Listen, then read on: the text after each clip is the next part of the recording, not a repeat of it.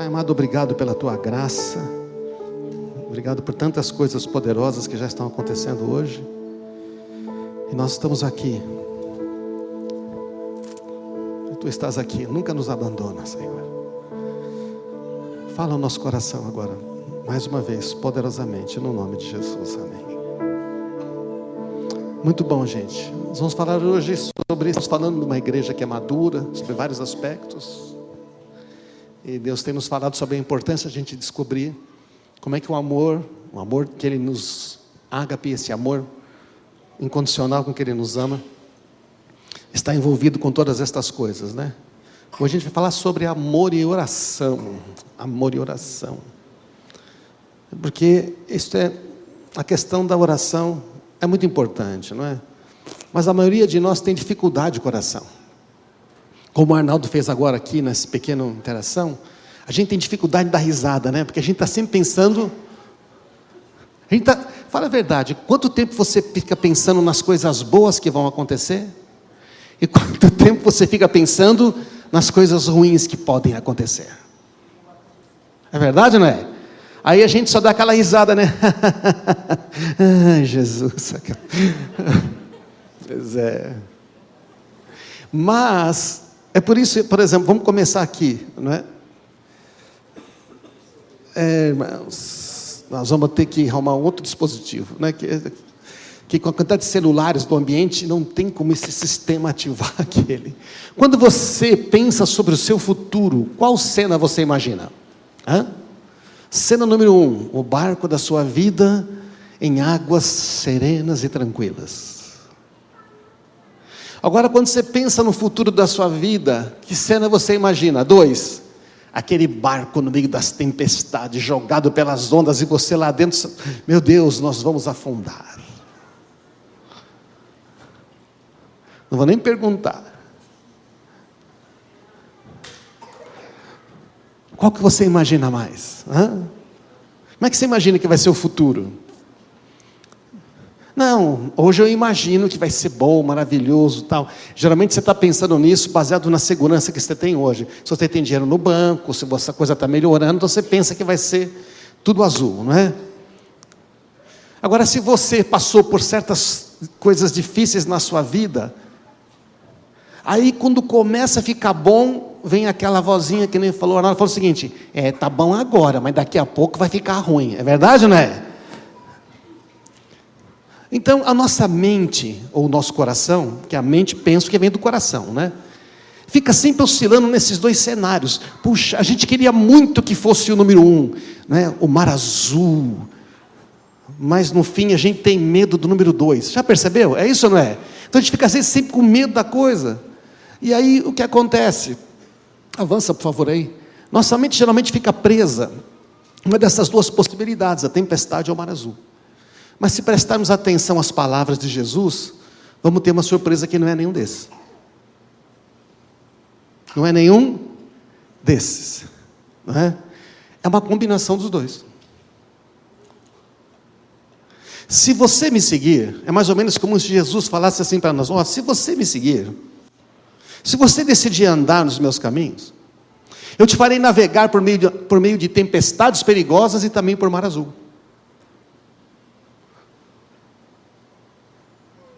Por quê? Porque eu vou te dar um destino e vou dizer, é aqui, e nesse destino vai ter tempestade, mas também tem mar azul. A questão é se você vai continuar nesse destino, ou se você vai ficar desviando toda hora o barco da sua vida, amém, irmãos?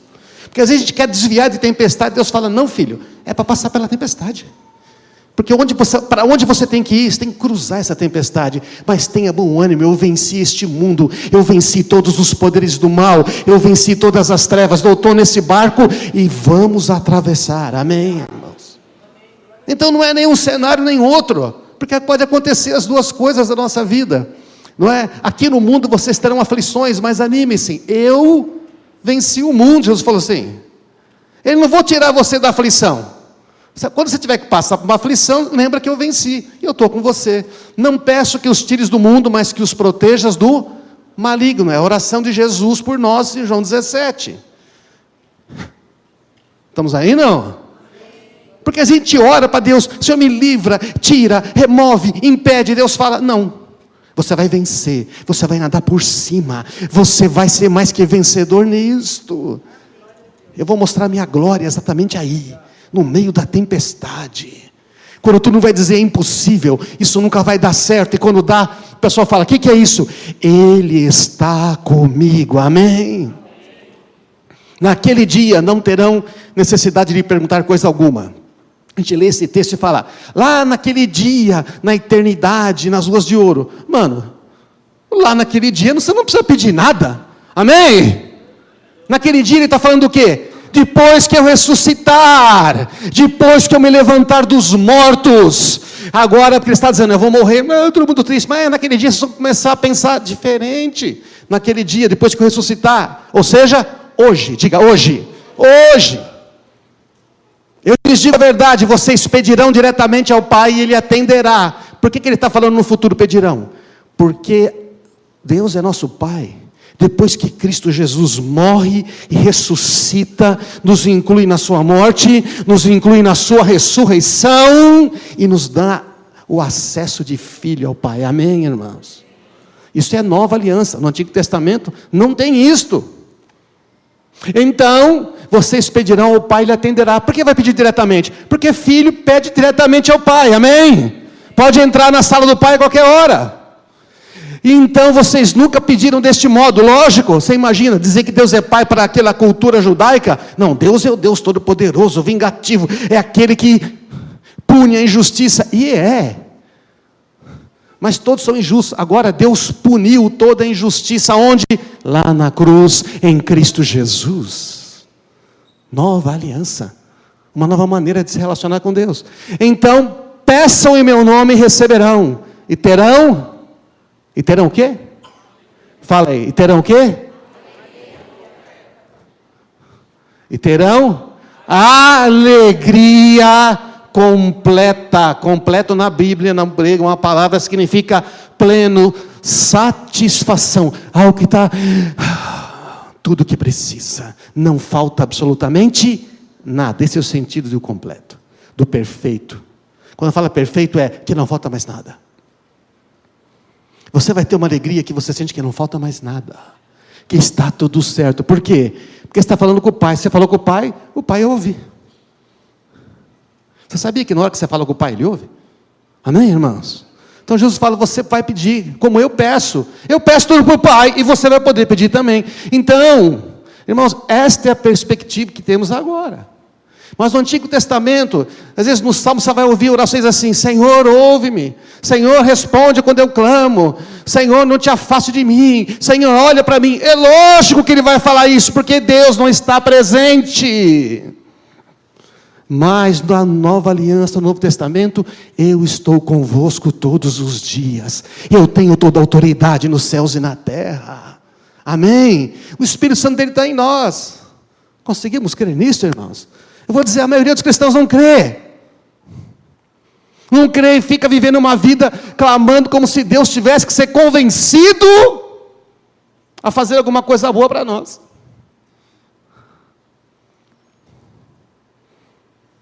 Então a gente fica pedindo para Deus aquilo que é nosso. Lembra do filho mais velho? O pai que repartiu a herança? O filho pródigo foi lá, o mais novo torrou tudo. Volta, faz uma festa, chega o filho mais velho, vê aquilo e fala, o que é isso aí? Fica com raiva. E aí ele reclama com o pai. O que ele diz para o pai? Pai, eu trabalho que nem um escravo. O senhor nunca me deu aí nada. Nem um cabritinho para fazer um churrasquinho com meus amigos. O pai olha para ele e fala assim, não sei se ele fez assim, né? Está maluco. Ele falou assim, filho, tudo que é meu é seu. Como assim um escravo? Amém, irmãos? Quando Deus nos faz herdeiros de Cristo Jesus, Deus não deu um pouquinho para o César, um pouquinho para o Arnaldo, um pouquinho para o Cristiano, para o Adriano. Não, Ele falou, eu vou fazer vocês herdeiros de tudo, co-herdeiros com Cristo, tudo que é dele também é seu, amém? Está escrito lá em Romanos 8, co-herdeiros. Então, não olhe para a tempestade, Não olhe para o barco. Não olhe para o mar. Não olhe para você mesmo. Olhe sempre para Jesus.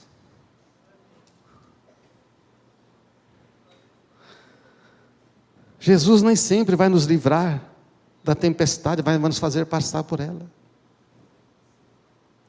Pode avançar ao Salmo 34. Busquei ao Senhor e Ele me respondeu. Livrou-me de alguns dos meus temores. Que no original da língua significa cada um deles. Todos. Os que olham para ti são radiantes, Senhor. Nós estamos cantando. Olha o contexto que nós estamos cantando, irmãos. Os que olham para Ele ficarão radiantes. No original é cheios de alegria. No rosto deles não haverá sombra de decepção. Uma outra versão diz: eles não ficarão confundidos, não ficarão confusos, não ficarão inseguros. Meu Deus, o que vai ser agora? Por quê? Porque eu busquei o Senhor, Ele me respondeu, me livrou de todos os meus temores. Clamei ao Senhor em meu desespero, e Ele me ouviu, livrou-me de todas as minhas angústias. Diga amém. Quando é que ele ficou livre? Quando ele tirou o foco da circunstância.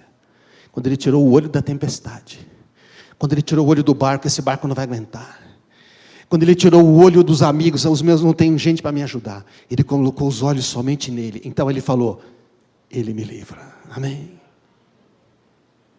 Nós cremos nesse texto, não? Nós estamos olhando para outra coisa que não Jesus? Você consegue crer de todo o seu coração e ter a certeza de que Ele já te livrou de todos os medos, de todas as angústias? Que se você orar agora e clamar, Senhor, tem isto aqui me incomodando, tem essa angústia dominando meu coração. Vamos orar agora? Vamos orar já. Para se concentrar melhor, só por isto, fecha um instantinho os seus olhos e fala, Pai, olha, esse medo que eu tenho, essa angústia, essa aqui, ó. Ele já sabe, mas diz para Ele. Eu acho que Ele já sabe, diz para Ele. Essa angústia aqui, esta dor, eu entrego agora. Porque os que olham para Ti, ficam radiantes. Não tem mais medo, não tem mais angústia, não tem mais confusão. E não ficam decepcionados. Está escrito na Tua palavra, eu creio. O Senhor nunca decepciona. Eu entrego essa angústia nas Tuas mãos. Eu entrego esse medo nas Tuas mãos. Eu já Te agradeço. Eu já Te agradeço, porque o Senhor me livrou. Posso não estar vendo acontecer nesse instante, mas eu sei o resultado, porque o Senhor está me ouvindo. O Senhor está me ouvindo, porque por causa de Cristo Jesus, que me amou e que me deu este acesso. Amém. Amém. Mas por uma oração de angústia, não deveria orar uns 40 minutos? Deus, Ele entende português, inglês, qualquer língua, e Ele entende as frases, não precisa ficar repetindo, sabia? Vãs repetições. Você crê que seu pai ouviu agora? Você deveria estar radiante de alegria.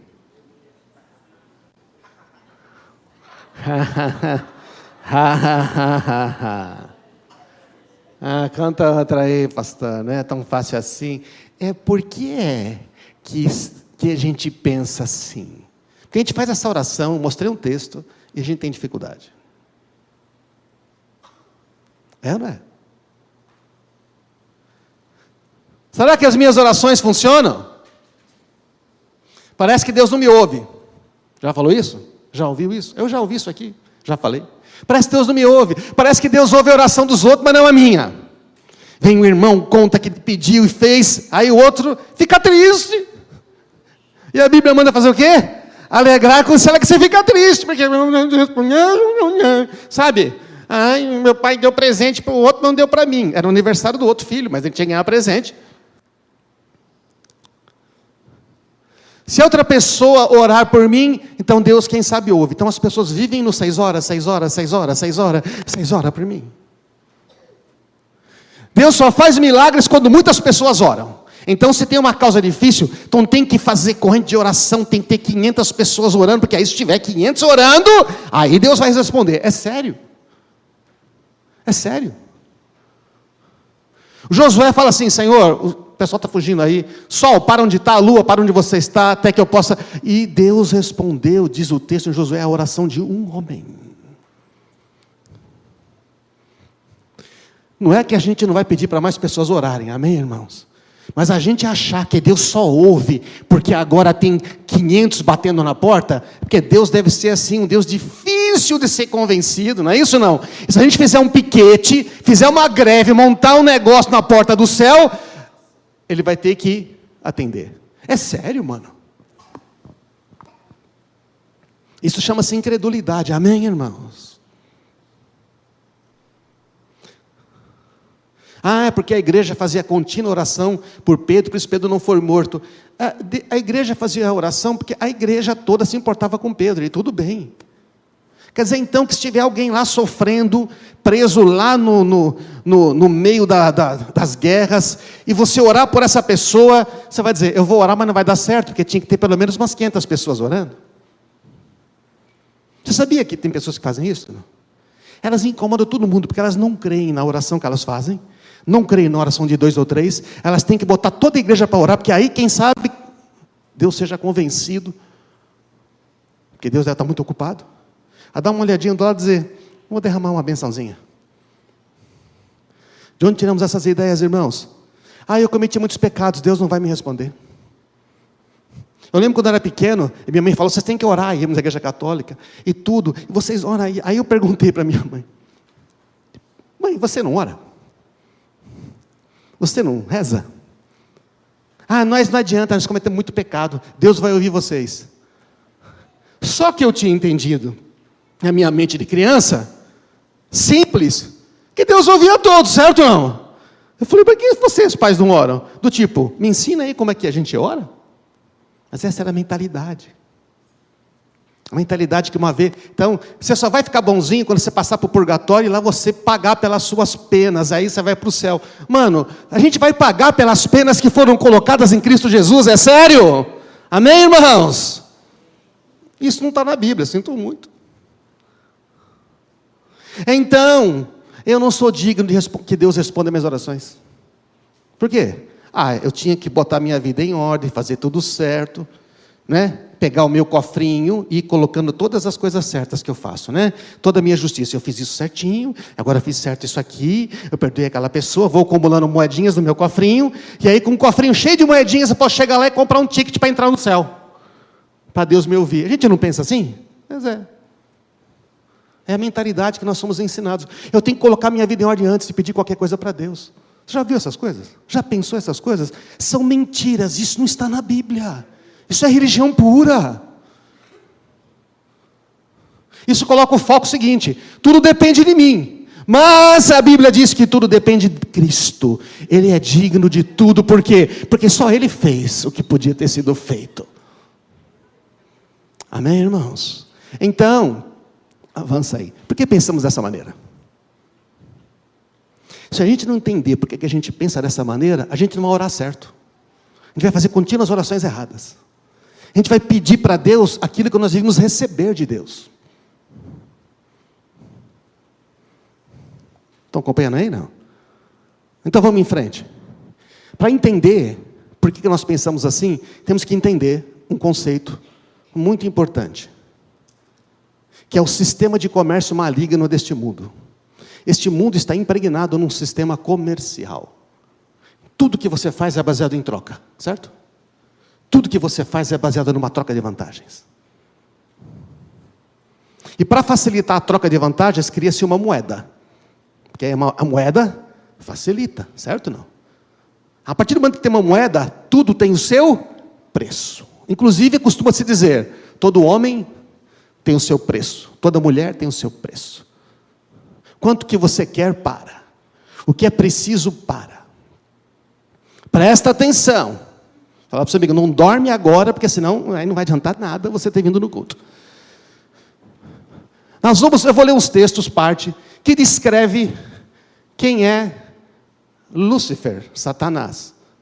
3 querubins, Gabriel, Miguel e Lúcifer. Lúcifer, o querubim guardião. Então, você foi ungido como um querubim guardião. Para isso eu designei. Você estava no monte santo de Deus, caminhava entre as pedras cintilantes.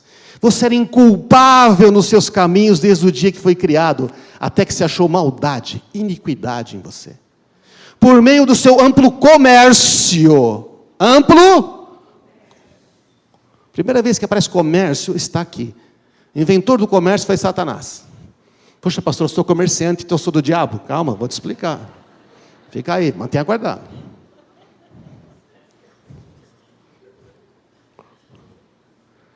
Todos nós fazemos comércio, não fazemos?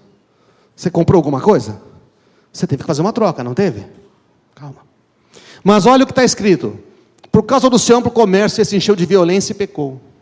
Por isso eu lancei humilhado para longe do monte de Deus, eu expulsei querubim guardião do meio das pedras fulgurantes. Esta é a razão pela qual Lúcifer foi expulso, por causa do comércio injusto. De uma troca onde ele começou a obter vantagens para si.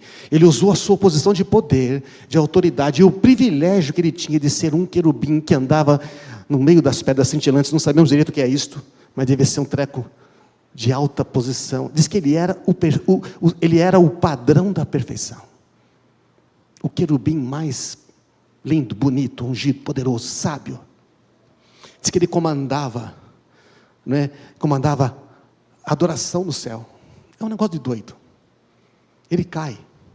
Avança o próximo slide. Um sistema de comércio desonesto, onde um ganha as custas do outro. É isso que Satanás cria.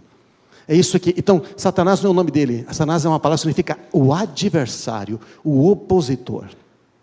Então, um ser criado por Deus para ser o guardião se torna o acusador.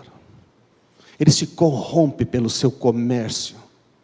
Então ele diz: seu coração tornou-se orgulhoso. Comércio e orgulho. Nasceu lá, na própria essência do inimigo.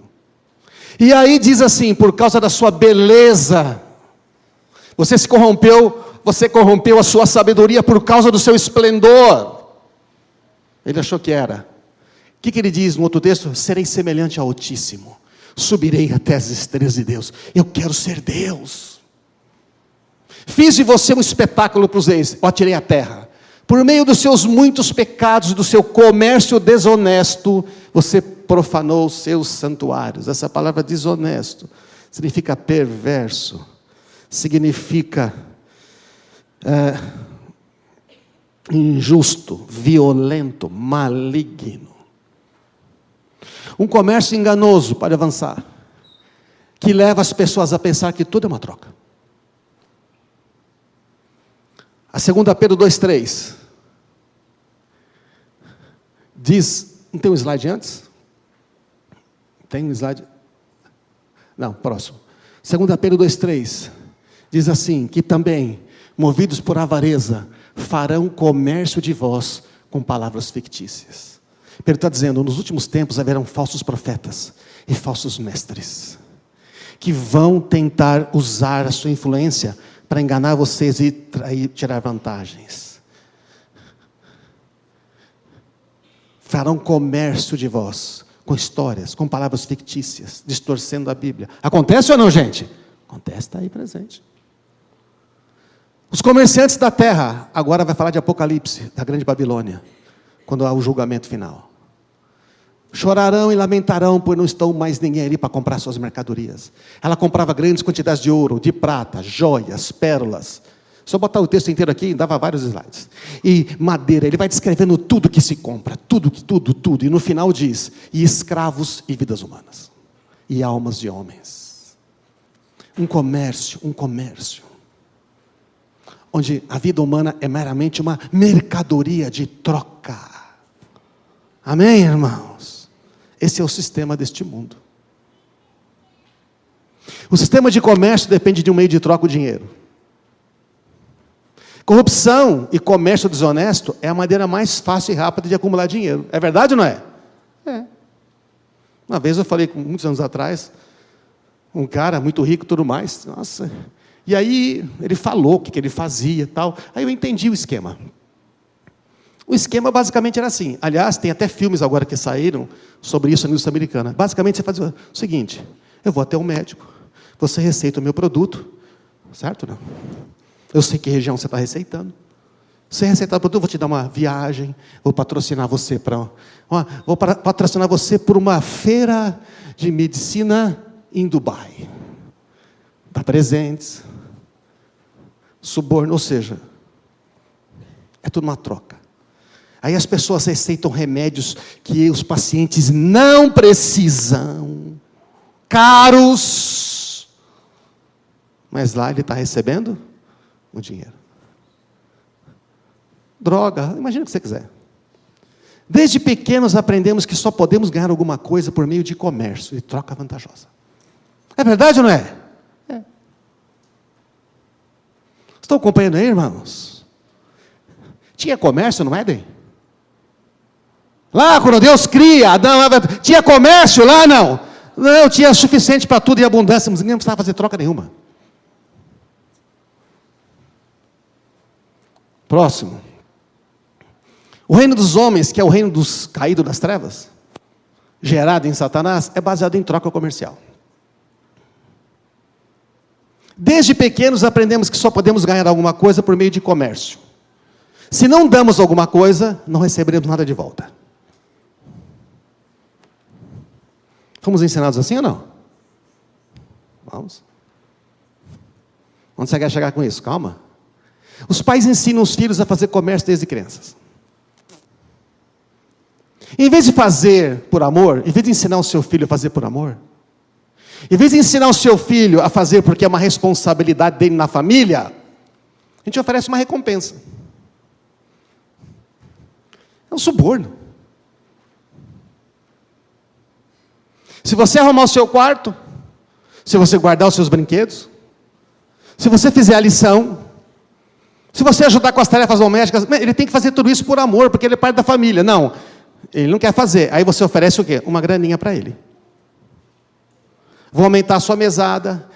Você vai ganhar sorvete. Então, ou você controla, ou você dá um benefício, se ele fizer, ou você tira uma coisa que você não deveria tirar dele se ele não fizer. O que é chantagem, o que é opressão. Amém, irmãos? Estão claro isso não? Então a criança cresce pensando, tudo é uma troca. Então na hora que ele... Aí o que acontece? Aí gera um adolescente sem caráter. Gera um homem ou mulher sem caráter, que tudo é base na troca, tudo eu vou ter que levar uma vantagem. Esse mundo é assim, aprendi com meu pai. Pela misericórdia de Deus, aprendemos isso no início do casamento. Então, a gente nunca fez troca com os filhos. O que o pai faz? Ele dá presentes para os filhos. Isso aqui é seu. Mas pai, eu não mereci. Por quê? Talvez você não mereceu mesmo, mas é que eu te amo. Não é assim que Deus faz conosco, amém, irmãos? Não suborne seus filhos. É diferente a questão da responsabilidade com o trabalho. Está claro ou não? Você trabalha e precisa ganhar dinheiro. É uma troca? É. Mas não é a mesma coisa. Está dando para entender, irmãos? Está claro isso ou não? Então, cuidado da maneira como está ensinando os seus filhos, tá? Se você não está ensinando, treinando eles no sistema maligno deste mundo de coisa. Todo comércio é maligno?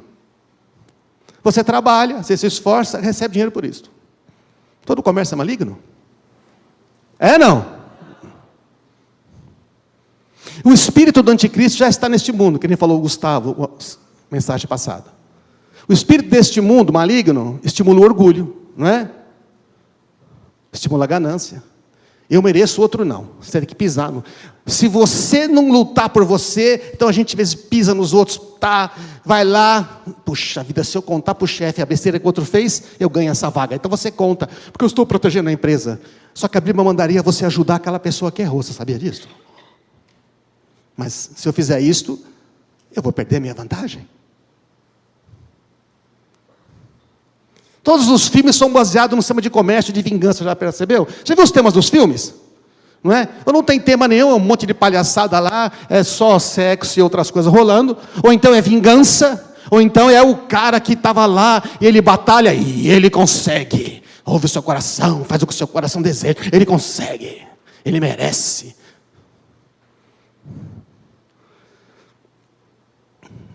A troca comercial devia ser vantajosa para ambos os lados.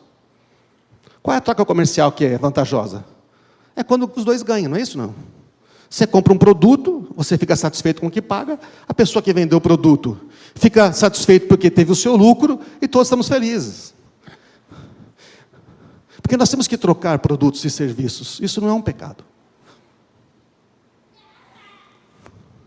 Mas eu deveria fazer comércio sem que terceiros fossem envolvidos, sem prejudicar outros que não estão envolvidos, ou envolvidos indiretamente. O que significa? Você compra uma roupa, você vai lá e compra uma roupa, bonito, serviu para você, pagou um preço que você achou justo, você chega em casa e fala, olha, eu paguei tanto por essa roupa. Mulher gosta de fazer isso, né? Olha, eu paguei baratinho, nossa, que roupa linda, onde que é? Vou comprar também. Aí está tudo certo, aí chega lá, a pessoa que vendeu ficou feliz.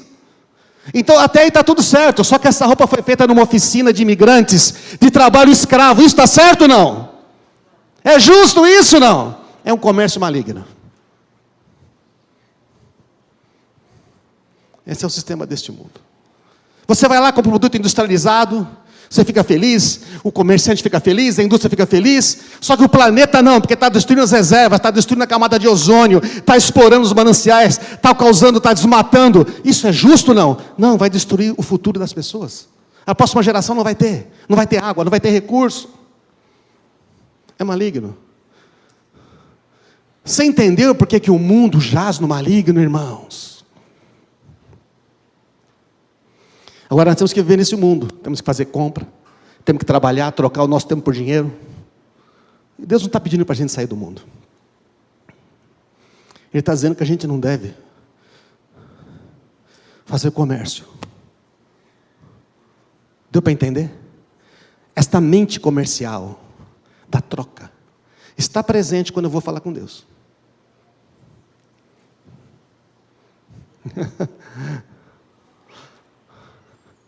No Éden não existia comércio.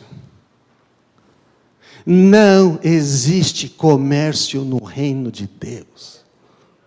Vocês entenderam o que eu falei de comércio? Amém? Deu para distinguir o comércio do sistema deste mundo maligno e o comércio da atividade que você tem que fazer para trabalhar nesse mundo? Está claro isso, não? Não devíamos ser responsáveis? Devemos comprar roupa de lugar que a gente sabe que foi feito trabalho escravo? Temos que comprar produto que a gente sabe que foi feito por trabalho infantil, que tem gente sendo explorada? Nós não devíamos. Tá? Mas é mais barato, né? É mais barato.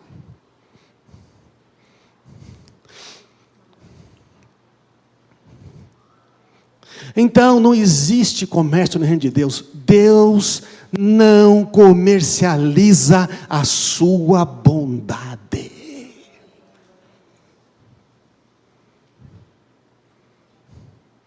Mas a nossa mente não renovada, a nossa mente é da natureza humana caída, treinada no sistema deste mundo, tenta se relacionar com Deus com base na troca. Pensamos que temos que fazer algo para Deus, e em troca Ele vai nos abençoar. Está lá no fundo ou não está? A gente foi ensinado assim. Se você for um bom menino, você ganha presente no Natal. É difícil para a gente compreender, né, irmãos? Não é possível fazer um contrato com Deus. Não é possível fazer comércio com Deus. Nós não temos nada de que Deus está precisando. Você entendeu? Você vai trocar o que com Ele?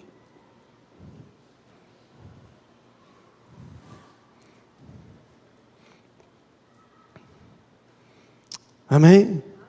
Então as pessoas querem trocar jejum para Deus abençoar. Cara, a gente quer trocar a promessa. Se Deus fizer isso, eu vou... Eu lembro, fiz muita promessa quando eu era... Eu vou fazer, eu vou levar uma imagem, eu vou subir os degraus, vou fazer uma peregrinação. A gente quer fazer troca com Deus. E os evangélicos também, troca com Deus. Se você der o dízimo, só então Deus vai te... Deus quer te abençoar já. Então quer dizer que eu não vou dar o dízimo? Pô, gente, na lei os caras davam 10%, né? Se você não puder ser melhor que o da lei, não é verdade? Que tipo de generosidade é essa? Está dando para entender, irmãos? Amém? A graça é muito superior. O problema é esse espírito de troca. E isto não foi gerado em Deus. Então nós achamos que a gente vai a Deus com o nosso cofre de moedinhas de justiça própria, de boas ações, e Deus vai ter que fazer o que eu quero. Eu estou pagando. Quem pagou foi Cristo Jesus, amém? Nós não temos como pagar nada, mano. Por isso que a graça de Deus é de graça.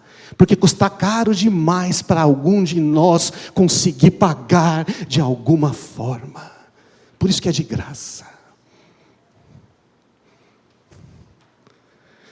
Deus fez uma aliança conosco. Aliança é a maneira como Deus se relaciona conosco e nós com Ele. Isso é aliança. Deus fez uma aliança conosco com base na obra consumada de Cristo na cruz. A aliança define a forma como Deus se relaciona conosco e nós com Ele. E nesta aliança que Ele fez conosco, baseada em Cristo, a nova aliança, o sangue de Cristo que foi derramado, nós somos feitos justos. Nós somos perdoados de todos os pecados. Nós fomos feitos filhos de Deus, co-herdeiros de Cristo Jesus. A nós foi dado acesso para entrar no trono da graça. Não tem porta mais na sala do trono. Você está entendendo ou não? Lembra do véu? Tinha o véu, tinha lá na cultura hebraica, aquilo simbolizava a separação. Deus estava no lugar santo, o homem é impuro, tem que fazer um sacrifício, tem que matar um bode, você põe a mão, os pecados estão no bode, o bode morre. Então um sacerdote entra com esse sangue lá no Santo dos Santos para oferecer como sacrifício. Tinha um véu enorme, 18 metros de altura, grosso, 12 centímetros. Este véu foi rasgado do alto a baixo quando Cristo disse: está consumado. Ele rasgou o véu, abriu a porta. Para quê? Para todos os que têm as moedinhas? Para todos que quiserem entrar, amém? Porque se eu... Pode aplaudir Jesus.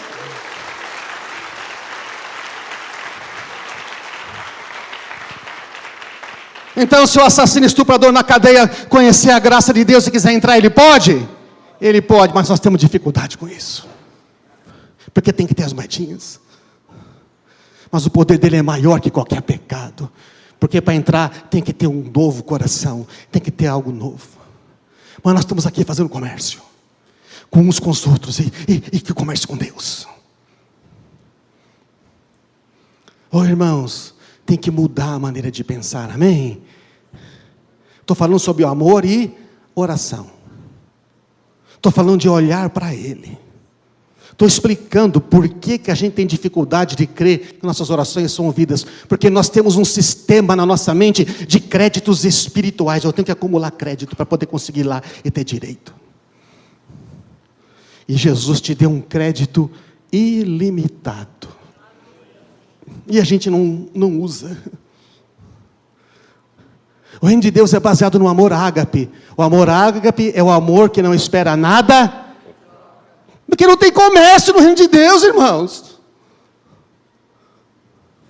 Quando você chega lá, no reino físico, tem tudo que você precisa, não tem que trocar nada por nada, não falta nada. Ninguém vai pegar e dizer, você não tem, eu tenho. Se você não me pagar o que eu quero, eu não te dou. Não tem isso no reino dos céus, amém, irmãos? O reino dos céus está onde agora?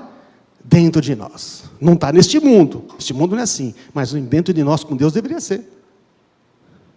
O sistema é incompreensível para a natureza humana. Caída.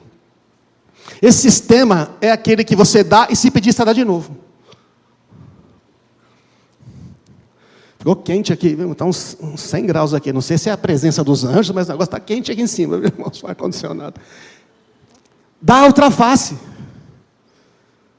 Como é que é? Você perdoa E se a pessoa te ofender, você perdoa de novo. Não, não pode. Mas é o reino de Deus, não tem troca. Dá outra chance, andar a segunda milha.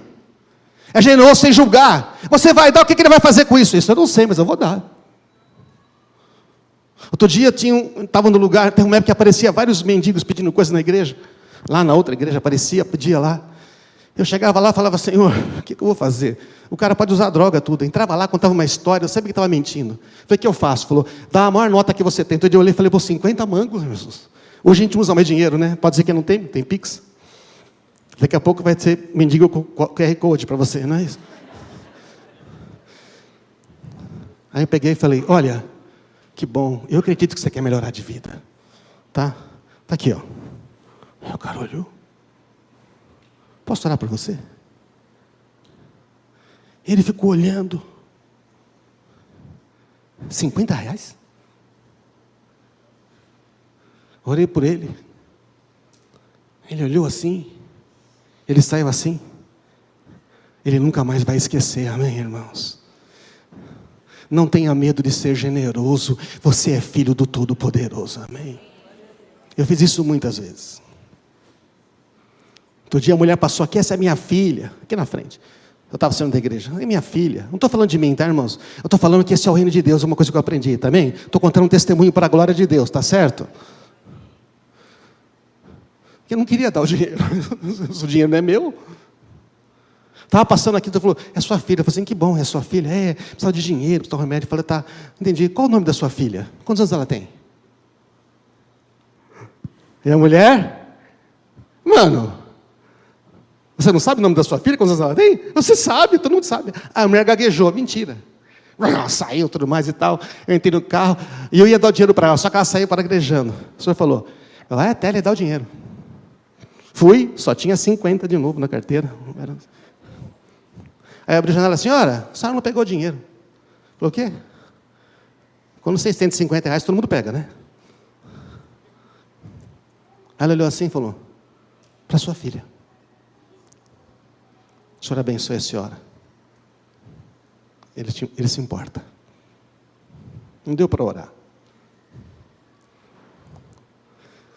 Nós somos chamados, não há troca no reino de Deus. E se essa mulher pegar esse dinheiro, for comprar bebida, eu não sei, eu vou obedecer a Deus, amém? Porque, oh Jesus, amar os inimigos, abençoa o que faz mal.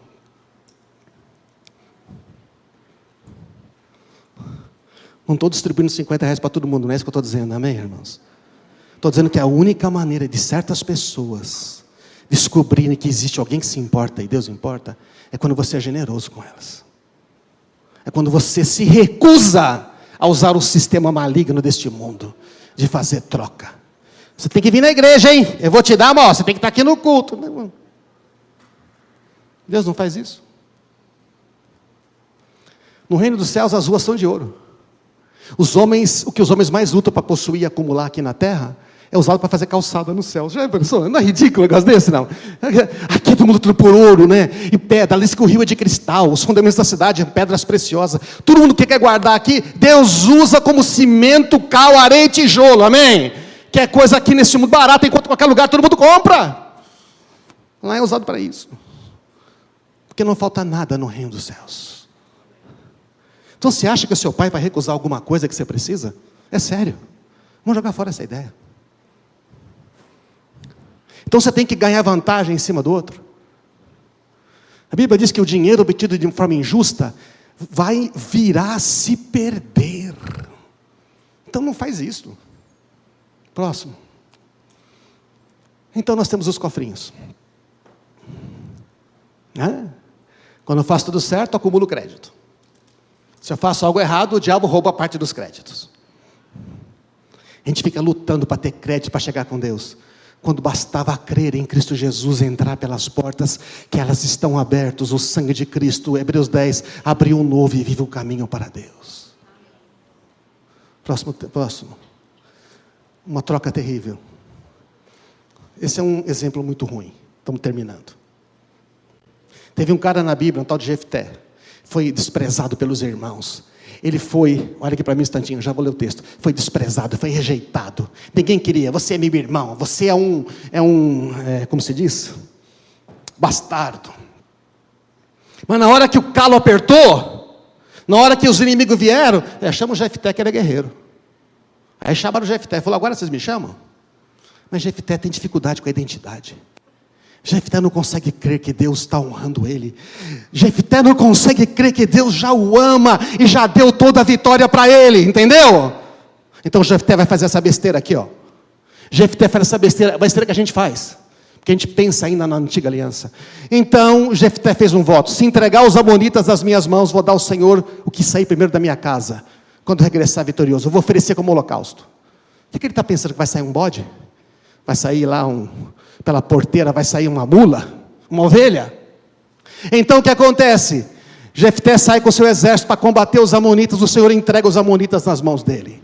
Quando Jefté volta para casa em Mispá, sua filha saiu ao seu encontro, tocando tamborim, dançando. Sua única filha. Ela não tinha outro filho nem filha. Senhor, outro dia quando essa história eu falei, eu quero pular essa parte. Esse texto me incomodou muito tempo. Mas por que isso está lá? Por que o cara fez isso? Deixa eu perguntar. Aí Deus falou comigo, eu pedi alguma coisa para Jefté? Deus pediu alguma coisa para ele, irmãos? Deus pediu um sacrifício, não? Mas Jefté não acredita. Ele acha que para ele ser vencedor, ele tem que fazer uma coisa que custa muito. Ele tem que sofrer, porque senão Deus não vai dar algo para ele. Tem gente que, eu já ouvi assim, tem muitos homens de Deus aí, que perderam tudo, morreu o filho, porque sem sofrer e perder, Deus não opera. De onde vem essa besteira, esse engano das trevas?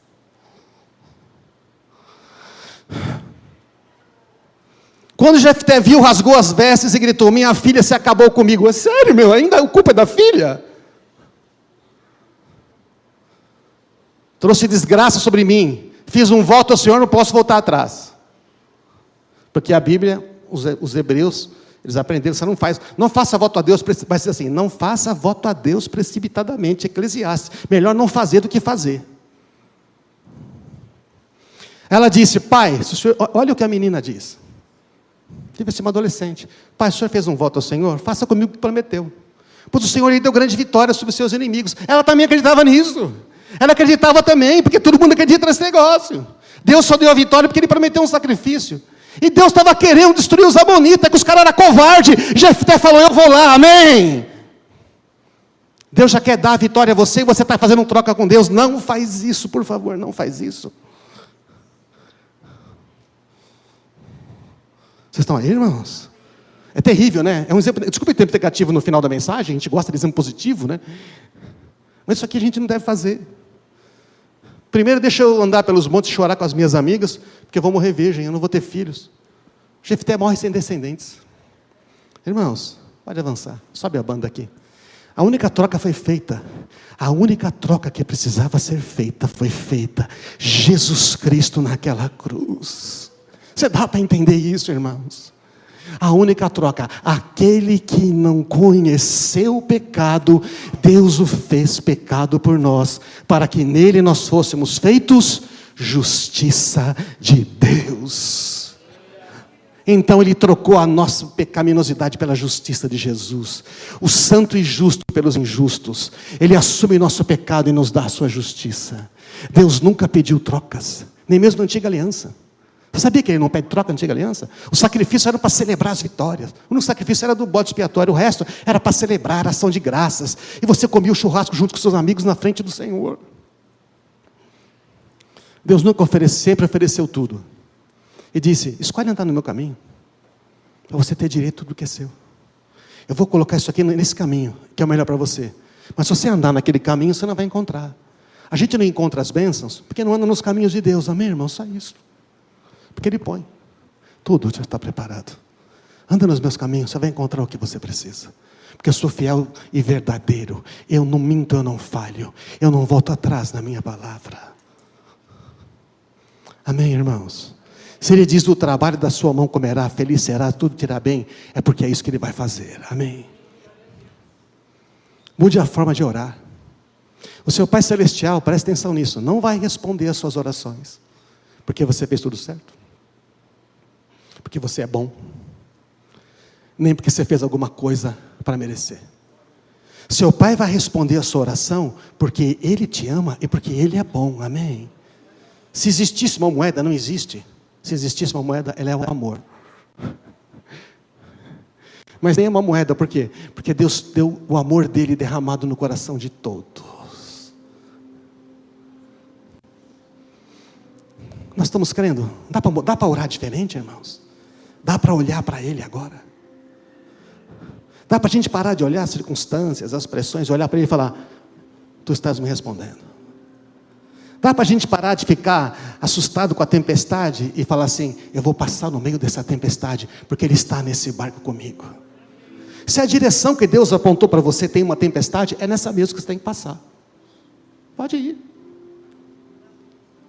Pode avançar. Nosso Pai não atende algumas orações, caso um encontre o que é melhor para nós no final. Oramos para Ele nos livrar, intervir, impedir, não ter um problema. E Deus fala o seguinte: olha, esse problema eu não vou tirar, mas eu vou usar esse problema para amadurecer a sua fé. Tende por motivo de grande alegria passarem por provações, porque a provação da vossa fé é muito mais preciosa que o ouro refinado no fogo.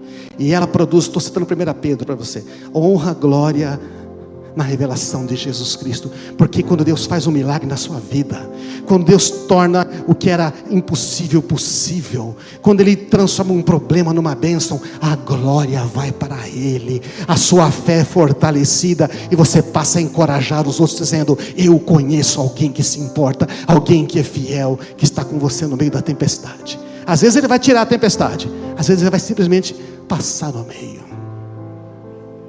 Ele quer nos fazer mais fortes, quer trazer glória para Ele, amém, irmãos? Dá para a gente entender isso?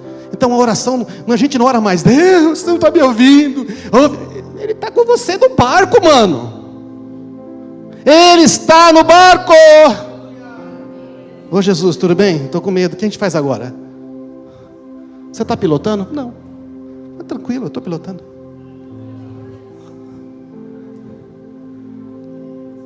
Eu tracei esse curso. Segura, o que eu faço agora? Está vendo esse leme aqui? Segura ele firme na mesma direção, porque isso vai passar. Amém, irmãos?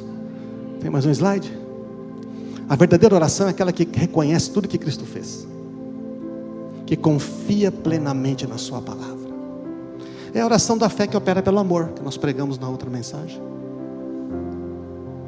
A oração que confia no amor do Pai. Não fica olhando para si mesmo, não fica olhando para as circunstâncias, mas olha somente para Jesus. Os que olham para ti estão radiantes de alegria, não serão decepcionados. Vamos ficar de pé, irmãos.